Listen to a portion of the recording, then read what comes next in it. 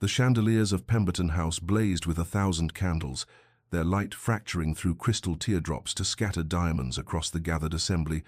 and the air itself seemed thick with the weight of celebration, heavy with mingled perfumes of rose and jasmine, the sweet decay of hothouse lilies crowding every alcove,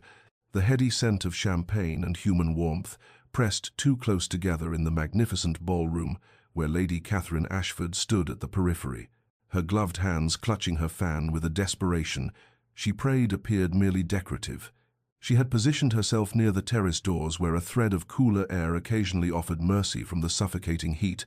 though even that small relief had begun to fail as the evening progressed and the press of bodies grew denser, everyone eager to witness this most anticipated moment of the season, the formal announcement of Duke Edmund Hartwell's engagement to the incomparable Lady Rosalind Pemberton. Catherine's gaze, despite every effort of will, remained fixed upon the dais where Edmund stood, his tall figure elegant in black evening clothes, his dark hair swept back from a face she had memorized through years of stolen glances and careful observation, a face that had once been as familiar to her as her own reflection when they were children running through adjoining estates, before duty and station and the inexorable passage of time had transformed him into this distant, untouchable figure who even now raised his glass to toast the radiant beauty beside him. Rosalind, golden-haired and rose-cheeked, smiled with the serene confidence of a woman who had never doubted her own worth or desirability, her sapphire gown precisely matching the famous Pemberton jewels that encircled her throat, and Catherine felt the corset stays bite deeper into her ribs as she drew a breath that wouldn't quite fill her lungs. Asterisk, he chose her, asterisk, Catherine thought. The words a litany of pain she had been repeating since the engagement was first announced 3 weeks prior. Asterisk, of course, he chose her. How could he choose otherwise? How could I have ever imagined? Asterisk. But she had imagined, in those secret hours before dawn when honesty becomes inevitable, she had allowed herself to remember the way Edmund's eyes would find hers across crowded rooms, the quality of attention he gave her when they spoke, different somehow from his interactions with others, or perhaps she had only wished it different, had constructed meaning from coincidence and proximity, had mistaken the comfortable regard of an old acquaintance for something deeper. The room tilted slightly as Edmund began to speak, his voice carrying across the hushed assembly, formal words about honor and happiness and the blessing of finding one's perfect complement, and Catherine registered with distant alarm that her vision had begun to swim at the edges, dark spots blooming like ink in water. The heat pressed against her temples, her stays seemed to constrict further with each shallow breath, and the roaring in her ears rose to drown out Edmund's voice, even as she watched his lips form words she could no longer hear. Her fan slipped from nerveless fingers. The floor rushed upward, and in the final fragment of consciousness before darkness claimed her entirely, she saw faces turning toward her in a blur of shock and curiosity, heard the collective gasp of scandal rippling through the assembly, and then there was only Edmund's face above hers, his grey eyes wide with something that looked impossibly like terror, his hand reaching for her as she fell into oblivion. Catherine returned to consciousness in a small withdrawing room off the main ballroom,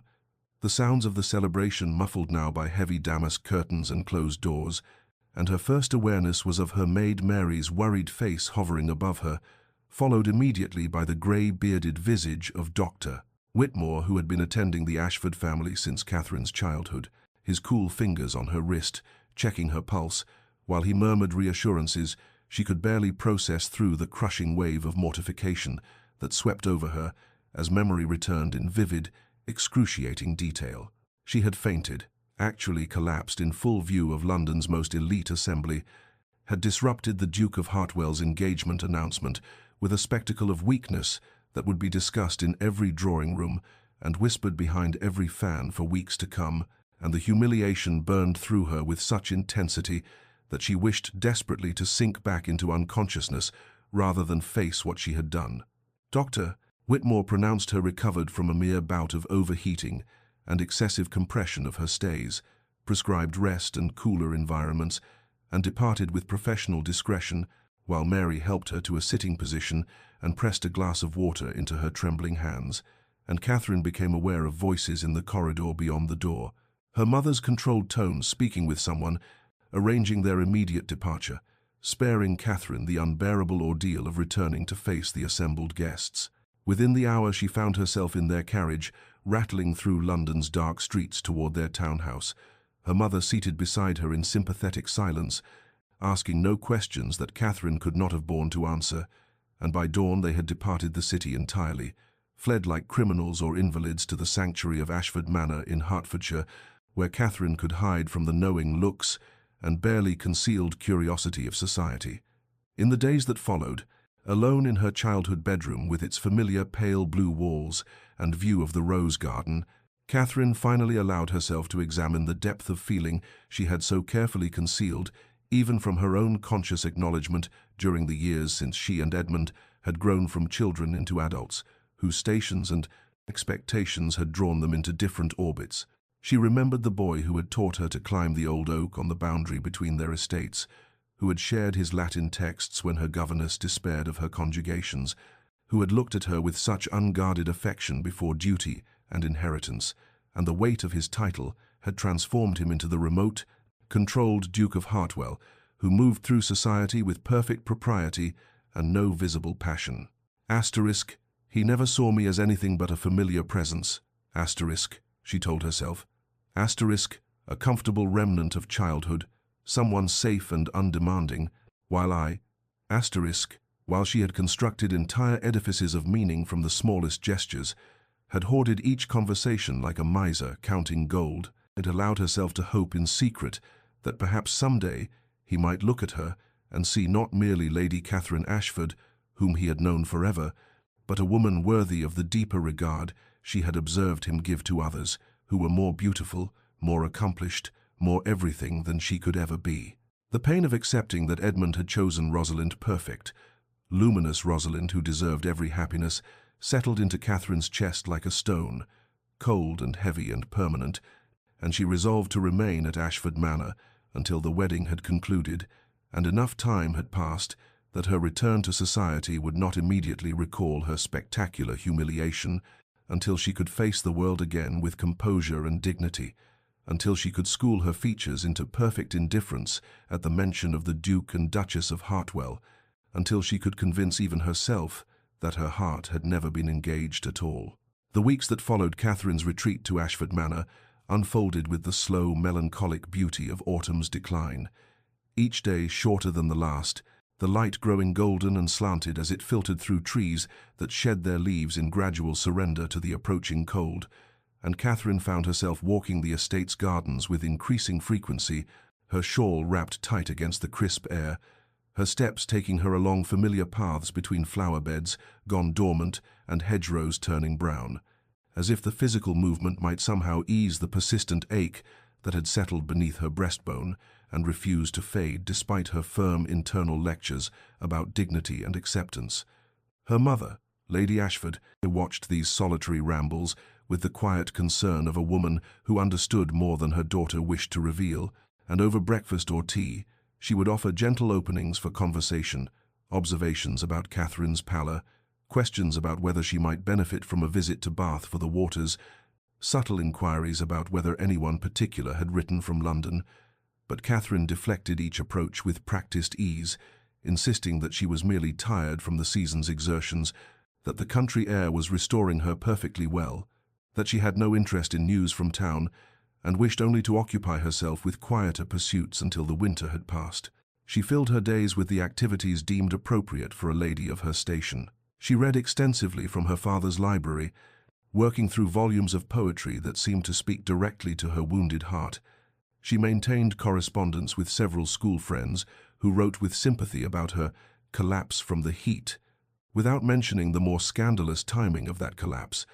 She accompanied her mother on visits to the tenants, where she distributed baskets, and inquired after the health of children with genuine interest that provided blessed hours of forgetting her own troubles, and she devoted considerable time to her needlework, creating an elaborate design of intertwined roses and thorns that seemed to grow more complicated and darker in its imagery as the weeks progressed. Yet beneath this composed surface of productive activity, the pain remained constant, a dull throb that would sharpen unexpectedly at random moments when she passed the old oak tree on the estate boundary where she and Edmund had played as children. when she heard her father mention something about the Hartwell lands in casual conversation, when a letter arrived from her aunt in London, and she found herself searching the gossip columns for any mention of his name before she could stop herself. The occasional news that did reach Ashford Manor from the capital arrived through various channels: her aunt's letters, her father's correspondence with business associates, visitors who called and could not resist sharing the latest on Ditz, and Catherine learned, despite her attempts at indifference, that the wedding preparations for the Duke of Hartwell and Lady Rosalind Pemberton were proceeding apace, that the Duke himself had been rarely seen in society since his engagement ball, that Lady Rosalind was being fitted for her trousseau, and the ceremony was anticipated before Christmas. Each mention of Edmund's name caused Catherine to flinch internally, even as she maintained perfect composure externally, and she told herself firmly that she was healing, that time and distance were performing their restorative work, and that soon she would be able to hear of his marriage without this sharp twist of loss. But she knew with bleak honesty that she was merely learning to live with the pain rather than transcending it, building a careful structure of normalcy around a wound that continued to bleed in secret. The carriage that arrived at Ashford Manor 2 months after Catherine's retreat bore the crest of the Blackwood family, and Catherine felt her heart constrict with apprehension when the butler announced that Lord Thomas Blackwood requested the honour of an audience, for Thomas was Edmund's closest friend from their school days, his most trusted companion, and his presence here could only mean that some news of significance had prompted this unexpected journey into Hertfordshire. She received him in the drawing-room with her mother present as propriety demanded, and observed immediately that Thomas's usually jovial countenance bore an expression of troubled seriousness that sat strangely on features more accustomed to laughter and easy charm. He made the required pleasantries about his journey and the weather and the beauty of the Ashford estate with obvious distraction, and Catherine found herself growing increasingly tense as he circled whatever purpose had brought him here, until finally, her mother, with the perception that had characterized all her recent dealings with Catherine, excused herself on the pretext of attending to household matters, and Catherine was left alone with Thomas, who seemed to sag with relief at the departure. "Lady Catherine," he began, then stopped, running a hand through his hair in a gesture of frustration. "I have debated for weeks whether I have any right to come here, whether what I observed gives me license to interfere in matters that are not my concern,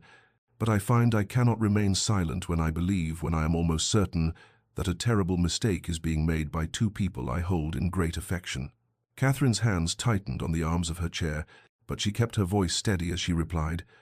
"I do not understand your meaning, Lord Blackwood," though she feared desperately that she might. Thomas leaned forward, his expression earnest and troubled.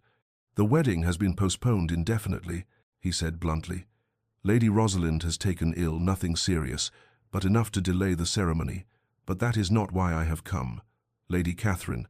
I was present when you fainted at the engagement ball. I was standing quite near Edmund when it happened, and I saw his face in that moment." He paused, seeming to search for words. "I have known Edmund Hartwell since we were boys of 8, at Eton.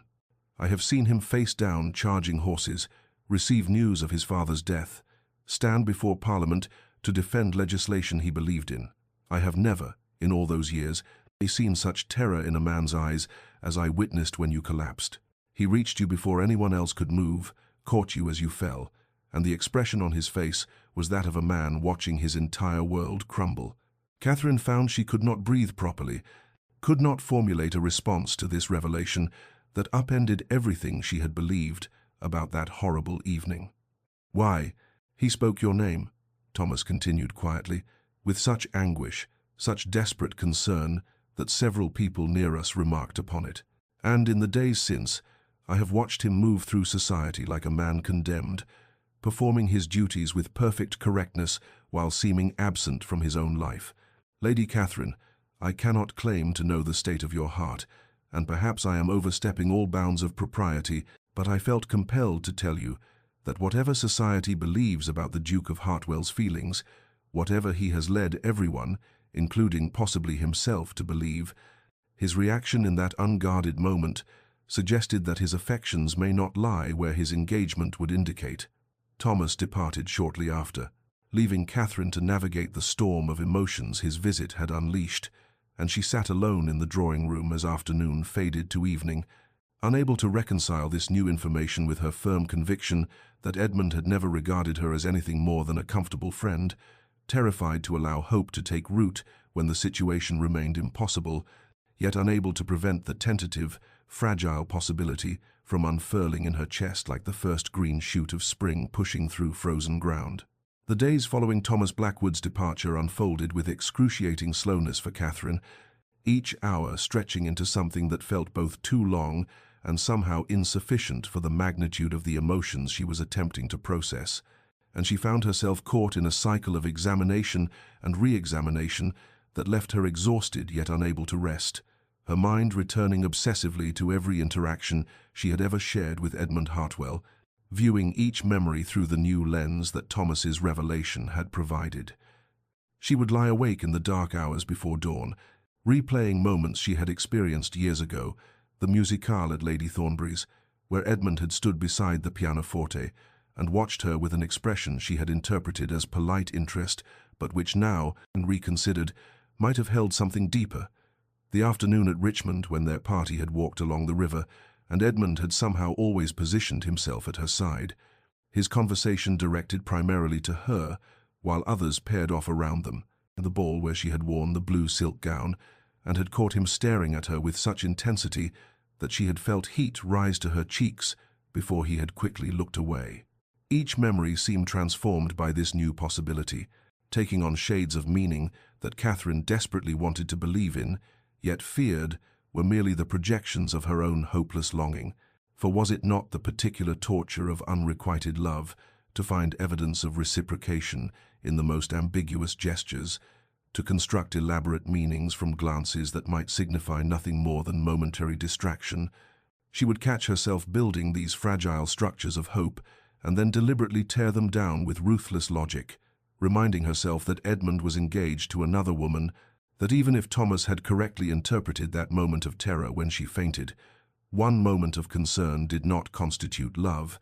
that she had no right to his affections and no power to alter his circumstances, even if those affections did exist. The impossibility of her situation became increasingly clear as November deepened into December and the first snowfall arrived at Ashford Manor, transforming the landscape into something pure and frozen and somehow appropriate to the emotional state. Catherine was determined to cultivate within herself a deliberate numbness, a protective layer of ice over the raw wound that Thomas's visit had reopened just as it had begun to scar over. She made a conscious decision to continue her retreat from society, to make no attempt to contact Edmund or to interfere in any way with whatever resolution he and Lady Rosalind would reach regarding their postponed wedding, for honor demanded that she respect his engagement regardless of what her heart desperately wished to believe about his feelings, and she would not become the sort of woman who pursued an attached man or allowed herself to hope for another woman's misfortune. The snow continued to fall as Catherine stood at her bedroom window, watching the gardens disappear beneath white drifts, and she told herself that this cold, this deliberate freezing of hope, was a form of mercy, better to feel nothing than to feel everything, and have no outlet for the overwhelming tide of love and loss and desperate possibility that threatened to drown her whenever she allowed her defenses to slip. Christmas arrived at Ashford Manor with all the traditional preparations that had marked the season for generations. The great hall decorated with garlands of holly and ivy, the Yule log prepared for the hearth, the kitchens filled with the rich aromas of roasting meats and spiced puddings, and yet Catherine moved through these festive surroundings with a melancholy that seemed to deepen rather than lift in the face of enforced merriment, for there was something particularly cruel about celebrating joy and goodwill when one's own heart felt frozen in a state of perpetual winter. Her younger sister Eleanor arrived from London 3 days before Christmas Eve, bursting into the manor with her characteristic energy and immediately filling the quiet spaces with chatter and laughter, and Catherine found herself grateful for the distraction, even as she dreaded the inevitable questions, for Eleanor had always possessed an uncanny ability to perceive truths that others missed, and a complete inability to leave uncomfortable subjects unexamined. The questions came on Christmas Eve as the sisters sat together in Catherine's room, while Eleanor's maid arranged her hair for the evening's family dinner, and Eleanor, watching Catherine's reflection in the mirror with those sharp, knowing eyes, said without preamble, The gossip in London is all about the Duke of Hartwell and his indefinitely postponed wedding. Lady Rosalind has recovered from her illness and remains in Bath. The wedding date remains unscheduled, and Edmund himself has become positively glacial in society, attending only the most obligatory functions and speaking to virtually no one. Catherine's hands stilled on the ribbon she had been absently twisting, and she replied with studied indifference, "I am sure the Duke's affairs are no concern of mine." But Eleanor made an unladylike sound of disbelief and dismissed her maid with a wave of her hand before turning to face Catherine directly with an expression of affectionate exasperation. "Catherine, I am not one of those vapid society creatures who cannot see past the surface of things. I know you fainted at that ball, not from the heat, but from something far more significant, and I have watched you retreat into this self-imposed exile with a broken heart you refuse to acknowledge.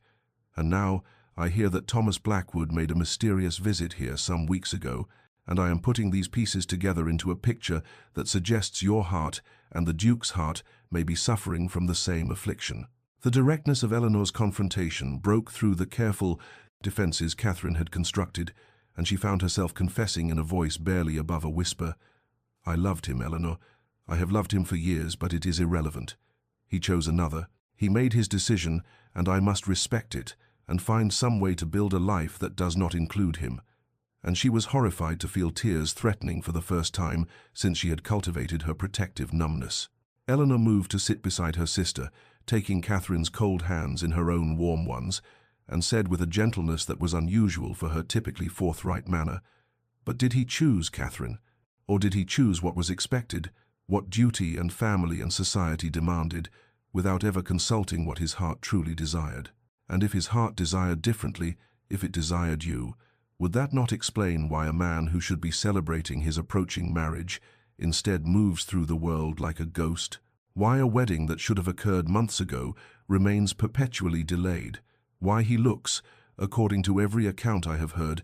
like a man serving a sentence rather than anticipating happiness?" The seeds of doubt that Thomas had planted and that Catherine had tried so desperately to suppress suddenly found new purchase in Eleanor's words, and she spent the remainder of Christmas in a state of painful hope, wondering if perhaps Edmund's choice had not been as clear or as final as she had believed, wondering if somewhere in London he was experiencing the same frozen misery that had claimed her,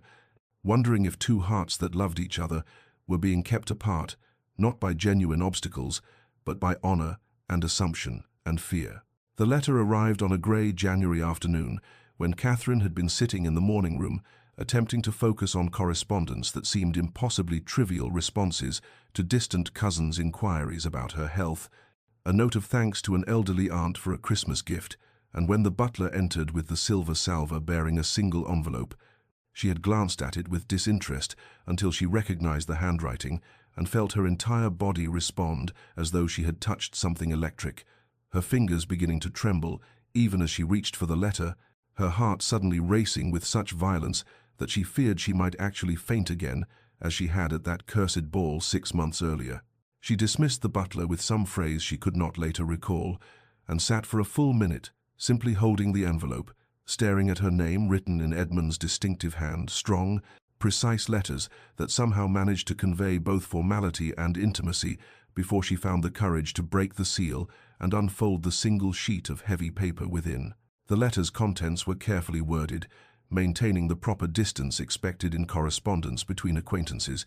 yet Catherine could detect beneath the formal language an undercurrent of something deeper, as though Edmund had labored over every word to convey meanings that propriety would not permit him to state directly. He wrote that he had thought often of her welfare since the unfortunate incident at his engagement ball, and he hoped most sincerely that the country air and rest had restored her health completely, for her collapse had caused him considerable concern, and Catherine's breath caught at that phrase, at the admission of concern that seemed to carry far more weight than such words typically warranted. He continued that his own circumstances had become unsettled in recent months, that matters which had seemed clear and determined had become complicated in ways he had not anticipated, and that he found himself questioning decisions made with what he had believed to be certainty, but which now appeared to have been merely resignation to expectation. The letter concluded with a request that pierced through Catherine's carefully maintained defenses. Edmund would be visiting the neighbouring Thornfield estate in February to attend to some business matters, and he asked her permission to call upon her at Ashford Manor, if such a visit would not be unwelcome or improper, for he found himself desiring the company of old friends, and she had always been among the most valued of those friends, even when time and circumstance had created distance between them. Catherine read the letter 3 times, analysing every word, every phrase, searching for the true meaning beneath the careful formality, her emotions swinging wildly between hope and caution, between the desperate desire to believe that this letter signified something important, and the fear that she was once again constructing elaborate meanings from ambiguous evidence. She spent 2 days in agonized deliberation, composing and discarding multiple responses, weighing every possible interpretation of Edmund's words and every possible consequence of her reply, before finally settling on a brief note that matched his formality, while leaving the door open to possibility she would be pleased to receive him when he visited Thornfield. Such a call would be entirely proper, given their long acquaintance, and she hoped that his business in the neighbourhood would proceed smoothly. She sealed the letter before she could reconsider, dispatched it with instructions for immediate posting, and then spent the remaining weeks of January in a state of anxious anticipation that made the earlier months of protective numbness seem almost preferable, for at least numbness did not involve this constant oscillation between hope and dread, this exhausting vigilance of emotion that left her simultaneously longing for February and fearing its arrival. The weeks between Catherine's dispatching of her cautious acceptance and Edmund's promised arrival in February stretched with an elastic quality that made time seem both agonizingly slow and frighteningly swift, for she found herself caught between desperate anticipation and paralyzing dread, alternating between states of hope that left her breathless and skepticism that mocked her for constructing elaborate fantasies from a simple letter requesting permission for a friendly call. She paid attention to her appearance with a meticulousness that she tried to disguise as ordinary maintenance, selecting and rejecting day dresses with more care than she had devoted to any ball gown, instructing her maid to arrange her hair in styles that appeared effortlessly elegant while actually requiring considerable effort, and then berating herself for such vanity when Edmund's visit might signify nothing more than duty to an old acquaintance. The internal debate consumed her quiet hours as she attempted to prepare herself for every possible interpretation of his intentions. Was this merely a courtesy call to ensure her recovery, an obligation he felt toward a childhood friend who had embarrassed herself spectacularly at his engagement ball? Or did his letter's careful phrasing and oblique references to complicated circumstances suggest something deeper, a reaching across the distance that had grown between them toward a connection that had never truly been severed? She feared revealing too much, feared that her face would betray the depth of feelings she had tried so desperately to bury, feared experiencing again the humiliation of loving someone who could not or would not return that love, and yet beneath all her fear ran a current of stubborn hope that refused to be entirely extinguished. The morning of Edmund's expected arrival dawned grey and cold, with heavy clouds threatening snow and a biting wind that rattled the windows of Ashford Manor, and Catherine, dressed with trembling hands in a gown of deep blue wool that Eleanor had declared brought out the colour of her eyes, while appearing entirely unstudied and appropriate for receiving an old friend. She positioned herself in the drawing-room with what she hoped appeared to be casual occupation, settling near the fire with needlework she had no intention of actually completing, arranging herself in a pose that suggested comfortable indifference, while her heart hammered against her ribs with such violence that she wondered if it might be visible through the fabric of her dress. When she finally heard the sound of hoofbeats on the drive, that unmistakable rhythm of a single horse approaching at a measured pace, her hand stilled on the embroidery hoop, and she drew a breath that seemed insufficient for her, suddenly, desperate lungs, and she remained frozen in that attitude of forced composure as she heard the butler's measured footsteps crossing the hall, the low murmur of voices at the door, and then his formal announcement, "The Duke of Hartwell, my lady." Catherine rose on legs that felt uncertain beneath her, turning toward the doorway as Edmund entered, and their eyes met across the space of the drawing-room in a moment of charged silence that seemed to contain all the words neither of them had spoken, all the months of separation and confusion and carefully unacknowledged longing. And she saw in his face, thinner than she remembered, with new lines of tension around his eyes and mouth, an expression that made her breath catch, something raw and unguarded that flickered across his features before he schooled them into the proper mask of polite greeting. And in that instant, before propriety claimed them both, Catherine knew with devastating certainty that this visit would change everything. Edmund's greeting was impeccably formal, a proper bow, words of gratitude for receiving him, inquiries about her family's health delivered in the measured tones of polite society. Yet Catherine could see beneath the careful composure an emotion he was struggling to contain, something in the tension of his shoulders and the slight unsteadiness of his hands as he removed his gloves that spoke of feelings far deeper than propriety would acknowledge. Their initial conversation maintained the requisite distance, stilted exchanges about safe topics that felt almost absurd given the weight of unspoken matters hovering between them like a physical presence in the room. Catherine remarked on the coldness of the season, and Edmund agreed that winter had been particularly bitter. She inquired about his journey from Thornfield, and he assured her the roads were tolerably clear despite the threatening weather. He asked after her parents' health, and she confirmed they were quite well, though her father's rheumatism troubled him in damp weather. As they spoke these meaningless pleasantries, Catherine observed him with an attention that bordered on hunger, cataloguing every detail. He had indeed grown thinner, his face more angular than she remembered, with shadows beneath his grey eyes that suggested sleepless nights, and there was a quality to his bearing that seemed simultaneously more constrained and more fragile, as though he were holding himself together through sheer force of will. She wondered what he saw when he looked at her in return, whether he noted how the months of country solitude had changed her, the new wariness in her expression and the careful control she maintained over her features, the woman she had become through suffering, the humiliation of public collapse and private heartbreak. They sat on opposite sides of the drawing-room as convention demanded, the space between them feeling both too great and dangerously insufficient, and the conversation continued its careful dance around everything that mattered, until Catherine, desperate to break through the suffocating formality, asked with studied casualness after his own health, and Edmund's composure flickered for just an instant before he replied in a voice that carried unexpected rawness, "I have not been myself since last autumn. Lady Catherine, I find that circumstances I believed settled have unsettled me entirely, and I am not the man I thought I was, nor living the life I imagined I would live." The admission hung in the air between them, far more revealing than anything else he might have said, and Catherine felt her carefully maintained defenses trembling as she met his gaze and saw in his eyes a reflection of her own confusion and longing. But before either could venture further into dangerous territory, the moment passed and Edmund was rising, claiming he had already imposed too long upon her hospitality, and as he prepared to take his leave, he turned to her with an expression of such naked hope and apprehension that her breath caught, asking in formal words that barely concealed their true meaning whether he might have permission to call upon her again, for he found that the neighborhood agreed with him remarkably well, and he anticipated extending his stay at Thornfield for some weeks yet.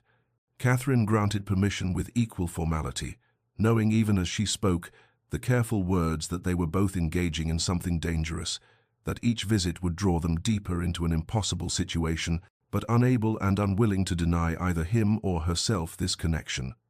And as Edmund departed and she watched his figure disappear into the grey afternoon, she understood that whatever restraint had governed their relationship before had been irrevocably breached, and there would be no returning to the safe distance of mere acquaintance. Edmund's second visit came 3 days after the first, and then another followed 4 days later, and within a fortnight a pattern had established itself whereby he appeared at Ashford Manor twice weekly, with a regularity that suggested neither accident nor mere courtesy, and with each encounter the careful formality that had characterized their first reunion dissolved by degrees until they found themselves speaking with something approaching the ease of their childhood friendship, though now every conversation carried an undercurrent of awareness that had never existed in those innocent years. They took to walking in the winter gardens when weather permitted, Catherine wrapped in furs against the cold, while Edmund matched his longer stride to hers, and they would traverse the frost-hardened paths, speaking of books and philosophy, of memories from their youth and observations about the world, of everything and nothing, never touching upon the subjects that most occupied their thoughts, yet somehow communicating volumes through what remained unspoken. Catherine observed with growing certainty that something in Edmund's bearing changed when he was in her presence, as though he could set down a weight he carried everywhere else. The tension would gradually leave his shoulders over the course of a visit. The lines around his mouth would soften, and occasionally she would catch him looking at her with an expression of such unguarded longing that her heart would constrict painfully in her chest before he would notice her notice and school his features back into acceptable neutrality. Their conversations grew longer and ranged more widely, touching upon matters of genuine substance rather than mere pleasantries, and Catherine discovered that the Edmund she had known in childhood, thoughtful, quietly humorous, deeply feeling beneath his reserved exterior, had not been lost to duty and propriety, but merely buried,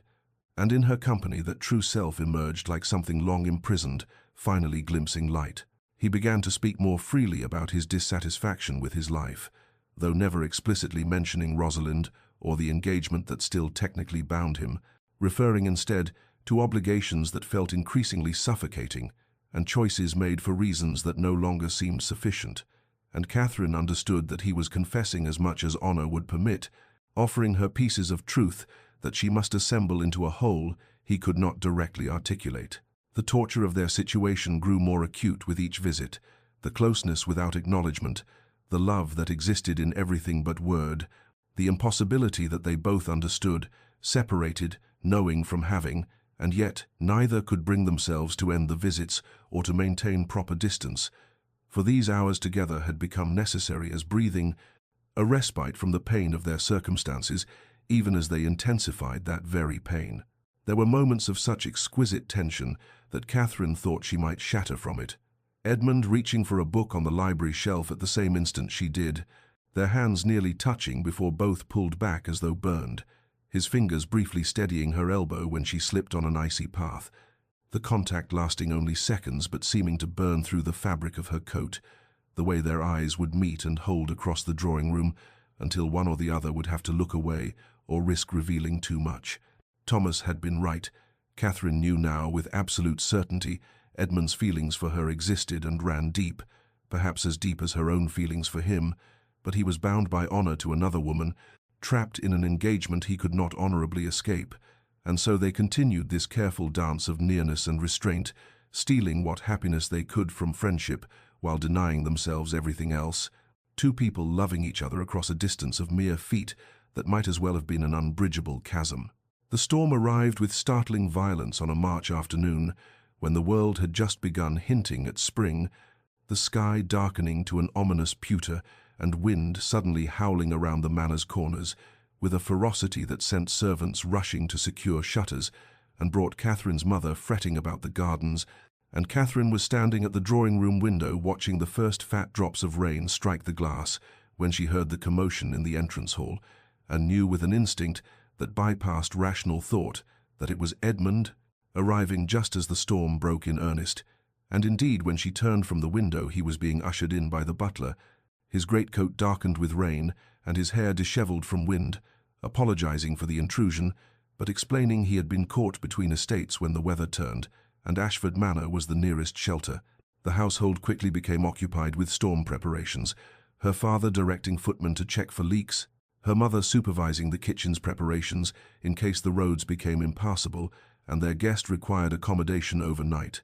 Servants hurrying through corridors on various urgent errands, and in the organized chaos, Catherine found herself alone with Edmund in the library, the storm's intensity increasing until rain lashed the windows and thunder rolled overhead with a violence that seemed to shake the very foundations of the manor, and the tumult outside felt like a physical manifestation of the emotional turbulence that had been building between them for weeks. All the restraint and careful distance suddenly rendered absurd by the raw power of the elements. Edmund's agitation became increasingly apparent. As the storm raged, he paced before the fire rather than sitting,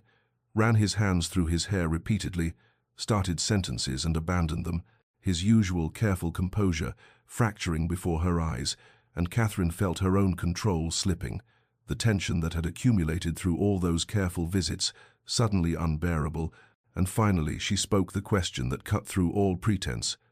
"Why do you come here, Edmund?" Her use of his Christian name was itself a breach of the formality they had maintained, and he stopped pacing and turned to face her, and she saw in his expression such naked anguish that her breath caught as he said hoarsely, "You know why, Catherine. God help me. You must know why." His composure was cracking like ice under pressure, and the confession emerged in fragments he could no longer contain. His engagement had been arranged by pressure from both families eager for the alliance. He had agreed out of duty, and because he believed himself incapable of inspiring warmer feelings in any woman, he had convinced himself that affection might grow from respect and compatibility, even though his heart was not engaged, and all the while he had been a coward because he had felt something for her, for Catherine, since they were hardly more than children. But he had never believed those feelings returned, and had thought himself too cold and too bound by obligation to interest someone of her warmth and vitality, and so he had done what was expected and offered for a woman he did not love, while the woman he did love watched from across a ballroom, and Catherine felt the room spinning as understanding crashed over her with the force of the thunder outside, and she whispered, "I fainted because of you." Edmund crossed the space between them in 3 strides, his hands reaching for hers and gripping them with an intensity that would have been improper under any other circumstances, and his voice was raw as he said, "Yes, God, yes. Catherine, when I saw you fall, when I saw the color drain from your face and your body crumple, in that moment I understood with perfect and devastating clarity that I had made the most catastrophic mistake of my life, that I had been so consumed with doing what was expected that I had betrayed the only truth that mattered, and I have loved you since we were barely more than children, since you were 16, and laughed at something I said in your father's garden, and the sound of it struck me like a physical blow. And I have loved you through every season since then, through every ball and dinner and chance encounter, but I convinced myself you could never regard me as anything but a duty-bound bore, too serious and too cold for someone of your vitality, and so I accepted the match. My family pressed upon me because I thought myself incapable of inspiring warmer feelings in any woman of sense, and certainly not in you. But when you fainted, I saw my future stretch before me, with horrible clarity, years bound to a woman I did not love, while the woman I loved, with every fiber of my being, slipped away from me forever, and I have been in agony since that moment, trapped by my own foolish honor in an engagement I should never have made." Catherine felt tears streaming down her face as her own confession emerged in a torrent she could no longer contain, telling him that she had loved him for just as long, that she had cherished every conversation and hoarded every glance like precious coins, that she had attended his engagement ball, fully intending to witness his happiness with grace, and then retreat to nurse her broken heart in private, but that seeing him announce his betrothal to another had been more than her body could bear, and consciousness had simply fled, and she had spent these months believing he saw her as nothing more than a familiar presence from childhood, while all along he had carried the same secret pain she harbored. They stood in the storm-darkened library with hands clasped, and years of misunderstanding crumbling between them, and the recognition of their mutual blindness was almost as painful as the original loss, for they saw now how much time had been wasted in silence and assumption, how much suffering might have been prevented by a single moment of courage. But then Edmund's expression shifted from joy to anguish as he said, "But Catherine, I am still bound by honor. I offered marriage to Lady Rosalind. Before witnesses, our families have announced the engagement. I cannot simply withdraw without cause regardless of my feelings, and I will not dishonor her or subject her to scandal simply because I was fool enough to offer for her when my heart belonged elsewhere." Catherine felt the hope that had been building shatter like glass, understanding that he was right, that there was no honorable path forward, even though they had finally spoken the truth. And she said through tears, "Then we have found each other only to lose each other again, and perhaps that is what we deserve for our years of cowardice." But Edmund pulled her closer and said desperately,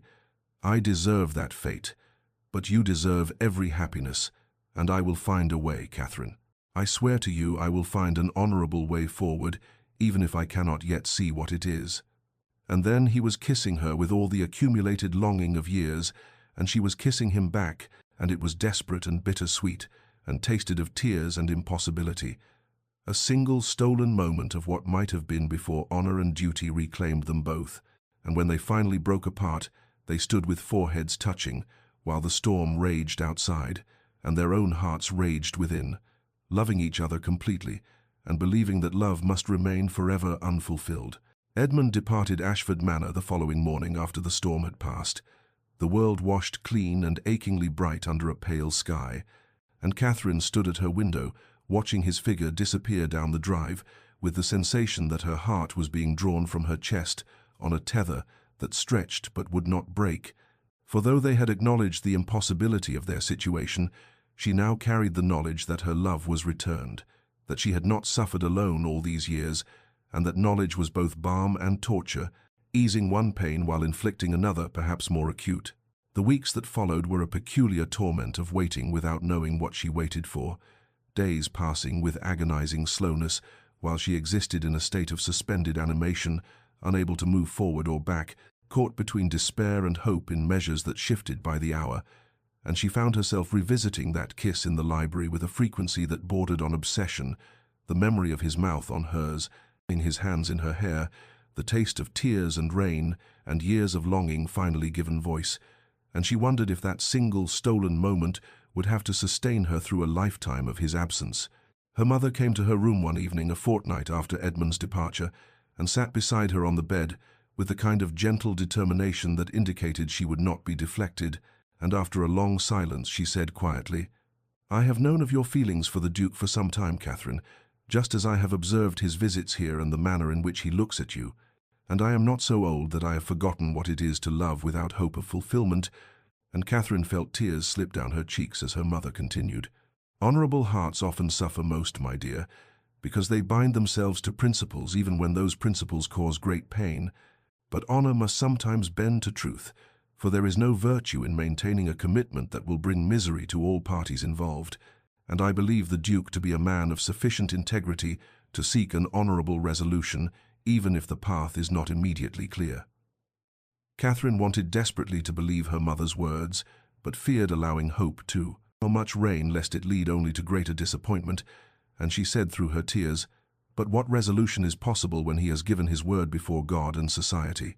And her mother replied, "That I cannot say, but I know that love such as yours is not common, and when it exists, it should not be easily surrendered to circumstance." News arrived through Thomas Blackwood 3 weeks after the storm, delivered in a brief note that sent Catherine's heart racing, even as she forced herself to read the words slowly. Edmund had travelled to Bath to speak with Lady Rosalind and her family regarding matters of consequence, and the outcome as yet unknown. But Thomas thought Catherine should be aware that Edmund had departed London with an expression of grim determination, and the comment that he would either return free or not return at all. Catherine read the note until she had memorized every word, and the agonized waiting began in earnest, days stretching into weeks with no further communication, and she found herself unable to settle to any occupation for more than minutes at a time, starting at every sound of hoofbeats on the drive and checking obsessively for correspondence that did not arrive. Spring came to Ashford Manor with almost offensive beauty, the gardens erupting into bloom as if mocking her internal desolation, daffodils and tulips painting the grounds in cheerful colors while she walked among them, feeling like a ghost, haunting scenes of former happiness, and she thought bitterly that the world had no right to such renewal when her own life remained frozen in winter's grip. She alternated between moments of fierce belief Edmund would find a way. He had promised her he would find a way, and she must trust in his honor and determination, and periods of black resignation when she convinced herself that duty would ultimately claim him, that he would decide he could not in good conscience break his engagement regardless of his feelings,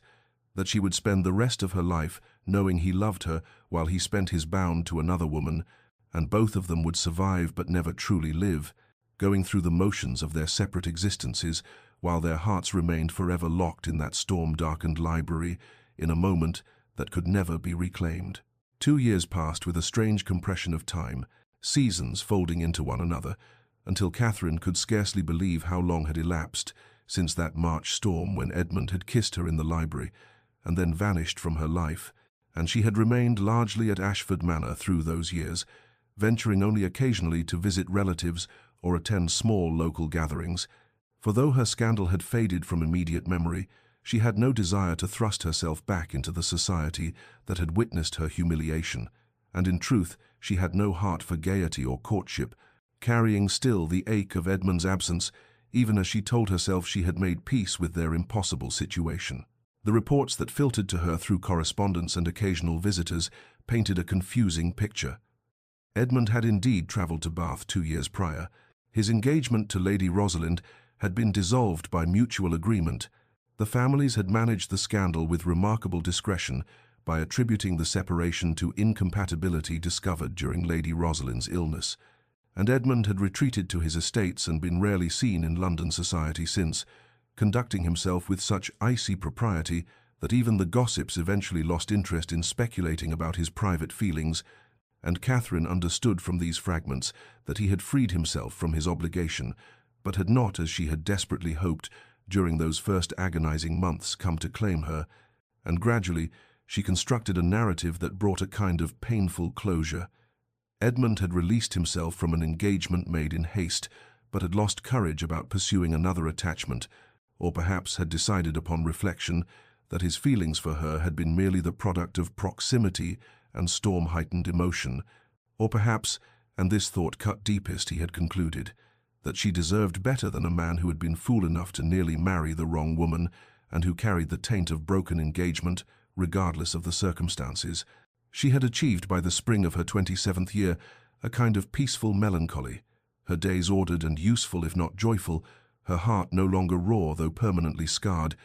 and she had made the decision to finally return to London for the season, encouraged by her mother, who gently suggested that life could not be lived in suspension forever, that Catherine was still young and might yet find happiness if she would only allow herself to seek it, though Catherine harbored no illusions that she would ever love another as she had loved Edmund, for that capacity seemed to have been spent entirely on a man who had kissed her once with desperate passion and then disappeared into silence, leaving her with nothing but memories that grew hazier with each passing month, until she sometimes wondered if she had imagined the entire storm-darkened confession, if perhaps she had constructed a fantasy from ambiguous words and a single kiss that had meant far more to her than to him, and so she prepared to return to London with resignation rather than anticipation, resolved to move forward with her life, even if forward meant only going through motions without genuine hope. Believing that Edmund had forgotten their confessions or decided they were better left unacknowledged, never imagining that her carefully constructed acceptance was about to be shattered, as completely as her heart had been shattered 2 years before. Catherine's arrival in London came on a late April afternoon, when the city was caught between spring rain and uncertain sunshine, the streets gleaming wet, and the air carrying that peculiar mixture of coal smoke and blossoming trees that she had nearly forgotten during her country exile, and as their carriage rattled through increasingly familiar streets, she felt a strange doubling of sensation, as if she were both the woman who had departed in humiliation 2 years prior and someone entirely different, transformed by time and suffering into a creature of greater self-possession, if considerably less hope. And when they finally reached the townhouse her mother had leased for the season, she stood on the pavement, looking up at the elegant facade, with the peculiar thought that she was returning to the scene of her greatest mortification, voluntarily, deliberately placing herself once more in the arena where she had been so thoroughly defeated, though she told herself firmly that defeat was perhaps too strong a word for what had transpired, for she had learned in the intervening years that there was a kind of victory in survival, in continuing to draw breath and move through one's days, even when the heart had been irreparably damaged. Society's reaction to her reappearance manifested in precisely the ways she had anticipated. Curious glances that lasted a fraction too long, whispered conversations that ceased abruptly when she approached, a certain speculative quality in the greetings she received during afternoon calls and chance encounters in shops, as if the assembled ladies and gentlemen were attempting to discern whether Lady Catherine Ashford had returned to London in search of a husband, or merely to demonstrate that she had recovered from whatever affliction had caused her spectacular collapse at the Duke of Hartwell's engagement ball, and she met these attentions with a composure she had cultivated carefully, holding herself with quiet dignity and refusing to betray by word or expression that she felt any discomfort at being once more the subject of gossip, for she had learned that dignity was a kind of armor, perhaps the only armor available to women of her position, and if her smiles did not quite reach her eyes, she trusted that most observers would attribute this to natural reserve rather than profound heartbreak. The ball at the Worthington estate came a week after her arrival, and she dressed for it with meticulous care, choosing a gown of deep sapphire silk that brought out the color of her eyes, and accepting her maid's assistance with her hair without the nervous flutter that had characterized her preparations in years past, for she no longer harbored any expectations that the evening would bring anything more than an opportunity to demonstrate her ability to navigate society's expectations with grace, and when she entered the glittering ballroom on her father's arm, she felt almost nothing, not the oppressive anxiety of her last London ball, not even the melancholy she had anticipated, merely a kind of numbness that she supposed was what passed for peace when one had accepted that certain doors had closed forever. She had been engaged in conversation with Lady Melbourne about some charitable initiative for perhaps a quarter hour, her attention only partially present as she made appropriate responses, while her mind wandered to whether she might reasonably excuse herself early without causing offense, when some subtle shift in the atmosphere made her glance toward the far side of the ballroom. And there, standing beside a marble column with a glass of wine in his hand, looking as if he had materialized from her most persistent dreams, was Edmund, and their eyes met across the crowded room with an impact that drove the breath from her lungs and sent her heart into a rhythm so violent she feared it might be visible through her gown, and she watched with a kind of paralyzed fascination as his expression transformed from careful neutrality to something raw and unguarded, as he set down his glass with hands that trembled visibly even at this distance, as he began moving toward her through the crowd, with obvious purpose and complete disregard for the conversations he interrupted or the startled glances that followed his progress, his gaze never leaving her face as if he feared she might vanish if he looked away for even a moment, and Catherine stood frozen in place, with Lady Melbourne's voice fading to meaningless sound in her ears as Edmund drew closer, cutting through the assembled guests like a ship through water, and she had just enough presence of mind to think with a kind of desperate confusion that she was not ready for this encounter, that she had constructed her fragile peace on the assumption that she would never again have to face the man who had kissed her with desperate passion and then disappeared into 2 years of silence. But ready or not, he was nearly upon her now, and there was nowhere to retreat, and no defense against the hope that rose in her chest like a phoenix from ashes she had thought long cold. Edmund reached her side, and the world contracted to just the space between them, Lady Melbourne's voice trailing away as the older woman tactfully withdrew, leaving Catherine standing alone, facing the man who had haunted 2 years of sleepless nights,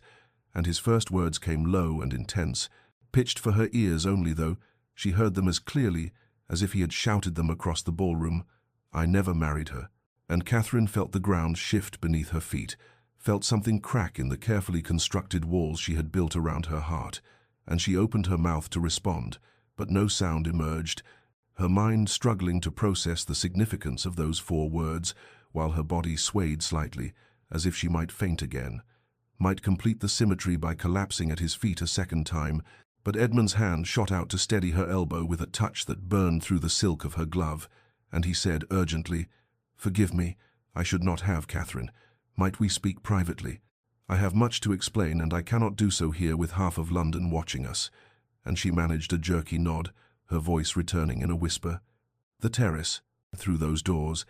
and he offered his arm with such desperate courtesy that she nearly laughed at the absurdity of propriety observed in this moment of complete emotional chaos. But she placed her hand on his sleeve and allowed him to guide her through the crowd toward the French doors that opened onto the Worthington terrace, feeling the weight of 100 curious gazes following their progress, and caring not at all because Edmund had said he never married her. And that single statement had shattered every assumption Catherine had constructed during 24 months of silence.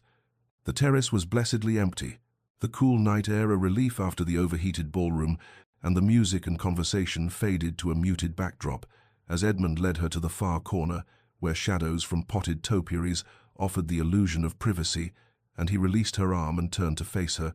his hands flexing at his sides as if he wanted to reach for her but did not dare, and Catherine found her voice at last. "You never married her. I know. The report said your engagement was dissolved, but Edmund, that was 2 years ago, and I have heard nothing from you in all that time, and I do not understand why you are telling me this now, why you are here, What you and her words tumbled over each other in a rush of confusion and carefully suppressed hope until Edmund interrupted. I went to Bath 2 years ago, after I left Ashford Manor, after that storm, after I kissed you and confessed everything like a madman. I went directly to Bath, and I told Lady Rosalind the truth that I loved another, that I had made a terrible mistake in offering for her, that I could not in good conscience proceed with a marriage when my heart belonged elsewhere. And Catherine's breath caught because he had said it so plainly. Loved another, his heart belonged elsewhere. And Edmund continued, the words pouring from him as if a dam had broken. And Catherine, she was extraordinary about it. She said she had sensed my reluctance from the beginning, and she confessed that she had formed an attachment to a naval officer,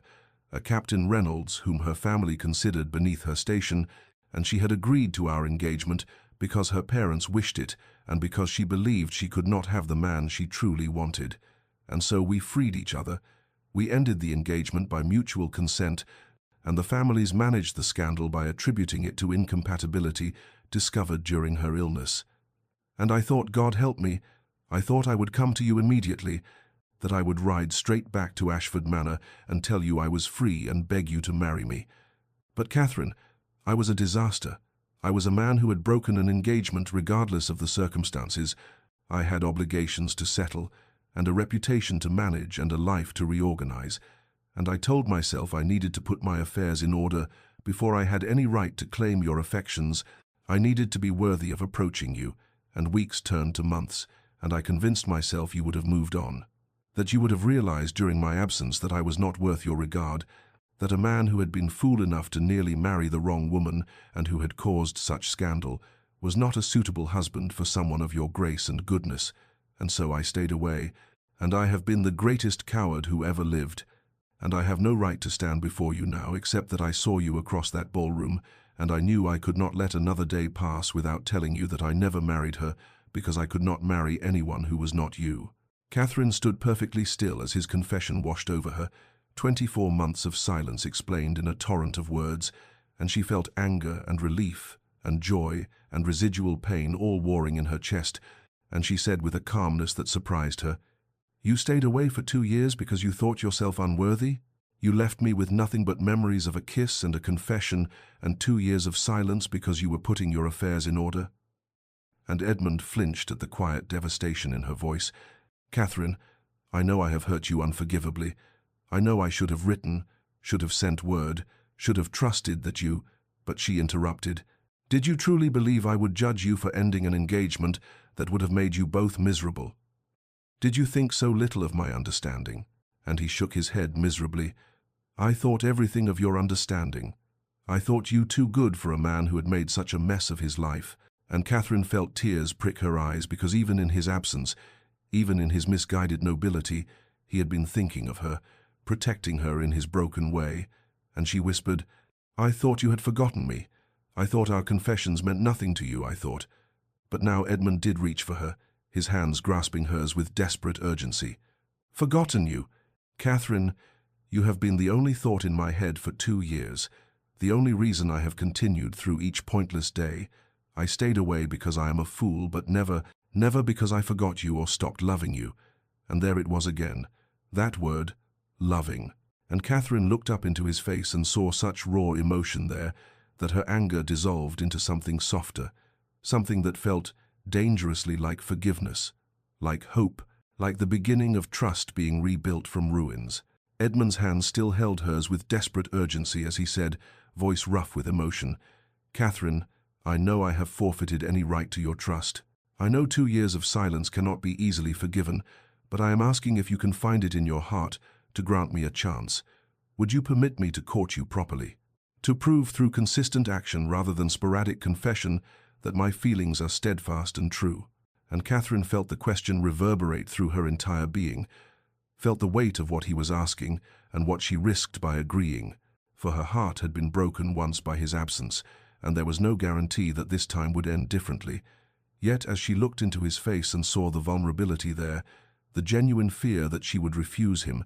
she found she could not deny him or herself this possibility, and so she whispered, Yes, Edmund, you may court me, though I confess I am frightened of hoping again. and the relief that flooded his expression was so profound that she felt her own eyes fill with tears,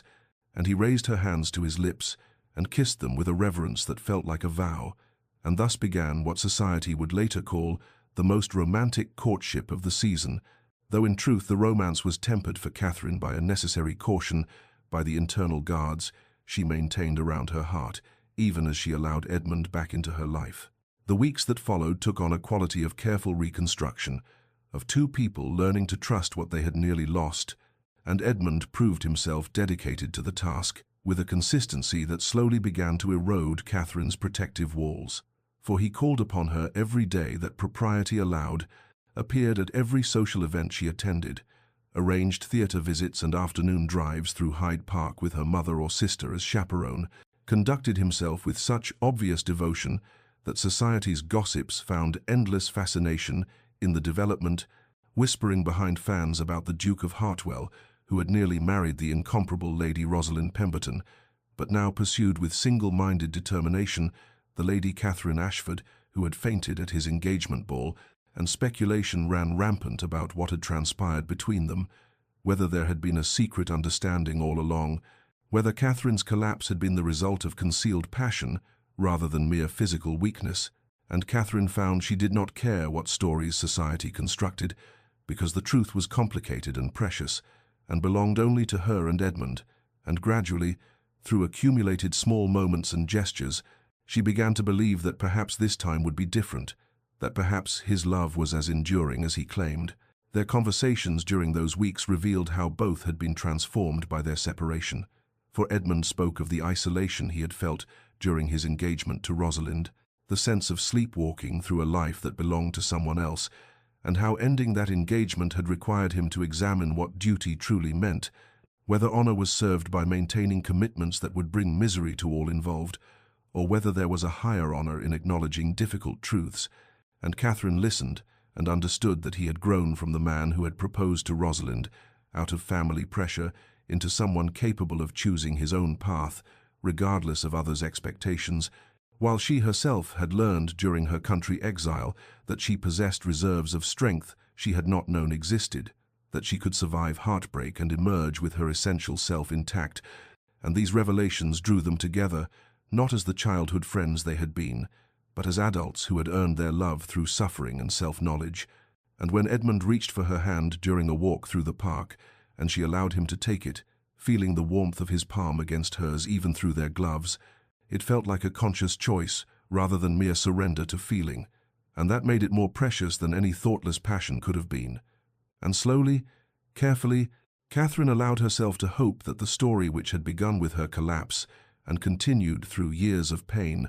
might yet have the ending her heart had always wanted, but had learned not to expect. Edmund arrived at Ashford Manor on a midsummer evening, when the air hung warm and heavy with the scent of blooming roses,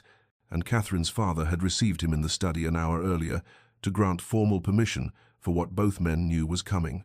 And now Catherine stood in her chamber, while her maid fastened the last pearl buttons on a gown of pale rose silk that made her skin glow in the golden light slanting through the windows, and her mother entered with eyes already bright with unshed tears of joy, touching Catherine's cheek with such tenderness that Catherine felt her own emotions rise dangerously close to the surface, and her mother whispered, "He is waiting for you in the garden, my darling girl, and I have never seen a man look as he does tonight, as if he is about to receive everything he has ever wanted." And Catherine descended the stairs, with her heart beating so hard she thought surely everyone in the house must hear it, and she stepped through the French doors onto the terrace, where the evening sun painted everything in shades of amber and gold, and there in the rose garden that had been her mother's pride for 30 years stood Edmund, dressed formally in dark evening clothes that made him look every inch the duke he was. But his face as he turned toward her held nothing of aristocratic reserve, only an emotion so raw and profound that Catherine felt tears prick her eyes before a word had been spoken. He came to her and offered his arm and led her deeper into the garden, where roses climbed trellises and spilled over stone walls in cascades of pink and white and deepest red, their fragrance intoxicating in the warm air, and he brought her to a small clearing where a table had been set with linens and crystal and silver, and candles waited to be lit, though the sun had not yet set. and he turned to face her and took both her hands in his, and Catherine thought, this is the moment. This is when everything changes. And Edmund began to speak, his voice steady but threaded with feeling. Catherine, I have rehearsed these words 1,000 times, and yet now that you stand before me, I find all my practiced eloquence inadequate. For how does a man express in mere words what you have come to mean to me? And he paused, his thumbs stroking across her knuckles in an absent gesture that made her breath catch, and he continued, We have known each other since childhood, and I was fool enough to believe that familiarity meant I understood you, that I knew the measure of what we could be to each other, and I nearly destroyed both our lives through my blindness and cowardice. And Catherine, I wasted years we might have spent together, because I chose duty over truth and propriety over love. And when I finally understood what I had done, when I saw you collapse at that ball and knew with devastating certainty that I had broken your heart, as surely as I had broken my own, it was almost too late. I had bound myself by honor to a woman I did not love, while the woman I loved beyond all reason believed herself nothing to me. And Catherine's tears spilled over now, running down her cheeks unchecked, and Edmund released one of her hands to brush the tears away with infinite gentleness, and he said, But we have been given a second chance, an undeserved mercy, and I will not waste it through hesitation or false nobility, and so I am asking you now, Catherine Ashford, if you will do me the very great honor of becoming my wife, of allowing me to spend the rest of my life proving that my love is worthy of yours, of building with me the life we should have had from the beginning. And he sank to one knee there among the roses, still holding her hand, and Catherine found her voice at last, thick with tears, but clear in its certainty. Yes, Edmund, yes, I will marry you. And he surged to his feet and pulled her into his arms, and kissed her with a joy and passion that held nothing of the desperate sorrow of that kiss in the storm years ago. This kiss tasting instead of promise and future and everything good they would build together. And when they finally drew apart, both were laughing and crying at once.